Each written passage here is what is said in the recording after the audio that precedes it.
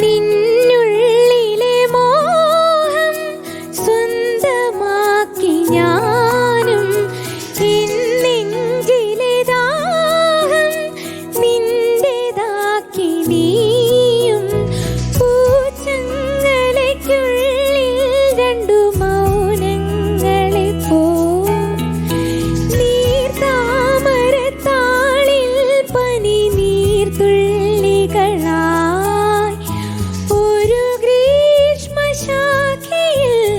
വിടരും വസന്തമായി പൂത്തുലഞ്ഞ പുളകം നമ്മൾ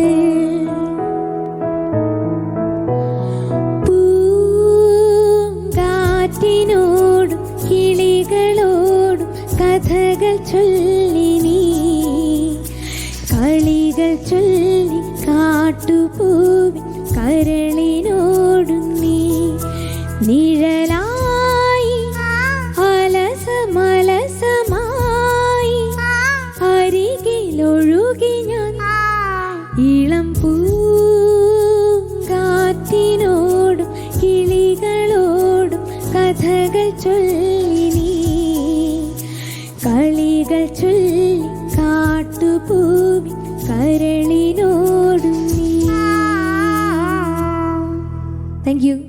അങ്ങനെ കേദാർനാഥും കാത്തുക്കുട്ടിയും ചേർന്ന് പാടി, കാത്തു അതിന്റെ കൂടെ ചേർന്നു. ഇനിയിപ്പോ നമുക്ക് കാണേണ്ടത് നമ്മൾ പാട്ട് കുടുംബം എന്നൊക്കെയാണ് പ്രേക്ഷകരോട് പറഞ്ഞത്. അപ്പോൾ നിങ്ങൾ 4 പേരും കൂടെ ചേർന്നുള്ളൊരു പാട്ടാണ് ഇനി പ്രേക്ഷകരിലേക്ക് വരാൻ പോകുന്നത്. അതോടൊപ്പം നമ്മൾ ഓണവിശേഷം വെച്ച് പോകും. അതിനു മുമ്പ് കാത്തുക്കുട്ടിക്ക് എന്തോ പറയാനുണ്ടെന്ന് പറഞ്ഞായിരുന്നല്ലോ ഇവിടേക്ക് വരുമ്പോ. ഈ ഓണക്കാലത്ത് എന്താ നമ്മുടെ പ്രേക്ഷകരോട് പറയാനുള്ളത്? കാത്തുക്കുട്ടിക്ക് ഈ ഓണത്തിന് പറയാനുള്ളത് പറഞ്ഞു ആലോചിക്കണോ? ഏതാ പറഞ്ഞോ? ആലോചിക്കാനുണ്ടോ? അച്ഛൻ രാവിലെ എണീച്ചിട്ട് പാല് വാങ്ങിയിട്ട് വരും. എനക്കും കുഞ്ഞാട്ടനും പാല് തരും. അച്ഛന് വെറും ചായ കൊടുക്കും. നേരം ഞാൻ അമ്മേനടുത്ത് പറയും അച്ഛനും പാല് കൊടുക്കണമെന്ന്. അതല്ലേ അതിന്റെ ശരി? അത് ശരിയാ. അച്ഛന് പാല് കുടിച്ചാൽ എന്താ? എനിക്ക് പാല് ഇഷ്ടമല്ല, എനിക്ക് ലൈറ്റ് ചായ ഇഷ്ടം. ചായയാണ് ഇഷ്ടം. ഇവർക്ക് പാല് കൊടുക്കും, ഞാനിപ്പം ചായ കുടിക്കും. ചായയാണ് കുടിക്കുന്നത്. അപ്പൊ അച്ഛന് ചായ ഇഷ്ടം അറിയില്ലല്ലോ.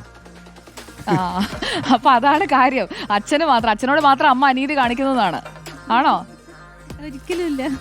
അതെ, അനീതി കാണിക്കും. ഇവിടെ എന്നോട് കാണിക്കും. ഞങ്ങള് ശരിക്കും സദ്യ കഴിക്കുന്ന ഇങ്ങനെ വട്ടത്തിലിരിക്കും, ഇങ്ങനെ ചമ്മടം പടിഞ്ഞിരിക്കൂല. പിന്നെ വട്ടം ഇരുന്നിട്ട് ചോറ് കഴിക്കാം. എപ്പോ അതെ, അത് ഓണത്തിന് മാത്രമല്ല, എപ്പോഴും എനിക്കൊരു കറി മിസ്സായിരിക്കും. കാരണം ഞാൻ സ്പീഡ് തിന്നു. 4 പേരും അച്ഛൻ ചോറ് കഴിച്ചു കഴിയുമ്പത്തേക്കും ഞാൻ അമ്മ ഒരു കറി കൊണ്ടിരുന്നുണ്ട്. ചോറ് തീരും ചെയ്യും. ഏറ്റവും പ്രധാനപ്പെട്ട ഒരു സാധനം ലാസ്റ്റ് കൊണ്ടുവരും. ഞാൻ മറന്നുപോയി. കൈ കഴുകി അതൊരു തന്ത്രമാണോ? തന്ത്രം അതെ. ഇത് 1-2 പ്രാവശ്യമായി. അതുകൊണ്ട് ഞാൻ പിന്നെ സ്ലോ ആക്കാൻ നോക്കി, നടക്കുന്നില്ല. ഞാനതിനൊരു ടിപ്പ് പറഞ്ഞു തരട്ടെ. ഈ വിളമ്പി തീരുമ്പത്തേക്കും ആ മാറ്റി വെച്ചതും കൂടി എടുത്തേന്ന് പറയണം. അതെ, ഞാനിത് ഭക്ഷണം കഴിച്ച് ഇത്രയും വയറ് നിറഞ്ഞ പിന്നെ എനിക്കത് കേറില്ല. അല്ല, വിളമ്പുമ്പോഴേ പറയണം ആ മാറ്റി വെച്ചതും കൂടെ പെട്ടെന്ന് എടുത്തോളാൻ പറയണം. ഇനി അങ്ങനെ പറയേണ്ടി വരും. അപ്പൊ നമുക്കൊരു ചെറിയ അച്ഛനറിയത്തില്ലല്ലോ ഇന്ന സാധനം മാറ്റി വെച്ചിട്ടുണ്ട്, ഇന്ന സാധനം ഒക്കെ ഉണ്ടാക്കിയെന്ന് അച്ഛനറിയില്ലല്ലോ. അല്ല, എന്നാലും ഒന്ന് നോക്കിട്ട് വരാൻ പറയാം അമ്മയോട്. എനിക്കൊരു കാര്യം കൂടി പറഞ്ഞോ. എന്തോ വെടിപൊട്ടിക്കാൻ പോവാണ്. എന്തോ ഉണ്ടല്ലോ, പറ. ഫേസ്ബുക്കിലിട്ട് ചെന്നിട്ട് ഫേസ്ബുക്കിൽ എന്താ ഇട്ട്? ആന്റി, എനിക്കൊരു കാര്യം പറയാനുണ്ട്. ഞാൻ സിനിമയിൽ അഭിനയിക്കണം എന്ന് പറഞ്ഞ് ഫേസ്ബുക്കിൽ